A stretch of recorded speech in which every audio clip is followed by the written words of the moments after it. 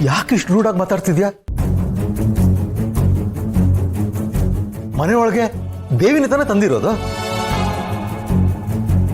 ತರಬಾರ್ದನ್ನ ತಂದಿಲ್ವಲ್ಲ, ಯಾಕೆ ಇಷ್ಟು ಕೋಪ?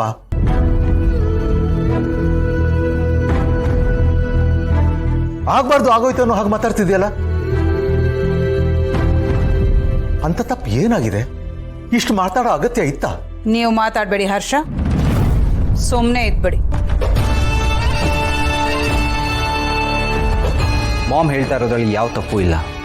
ಈ ಮನೇಲಿ ಏನಾಗಬೇಕು ಏನಾಗಬಾರ್ದು ಅನ್ನೋದನ್ನ ಡಿಸೈಡ್ ಮಾಡೋದು ಮಾಮ್.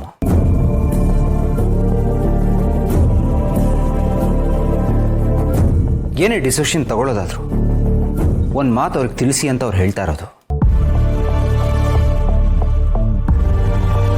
ಯಾಕೆಂದರೆ ಈ ಮನೇಲಿರೋ ಸಿಸ್ಟಮೇ ಅದು. ಯಾರಿಗೆ ಏನು ಬೇಕೋ ಅದನ್ನು ಮಾಡೋದಾಗಿದ್ರೆ, ಡೆಸಿಷನ್ ತಗೊಳ್ಳೋದಾಗಿದ್ರೆ ಈ ಮನೇಲಿರೋ ಸಿಸ್ಟಮು ಕೊಲ್ಯಾಪ್ಸ್ ಆಗುತ್ತೆ.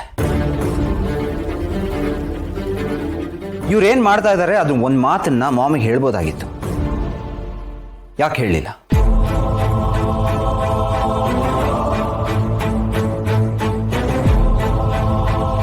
ಮಾಮ್ ಹೇಳ್ದೆ ಇವ್ರನ್ನ ಕರೆಸಿದ್ದು ತಪ್ಪು. ಸೊ ಕಳಿಸಿ ಇವ್ರನ್ನ.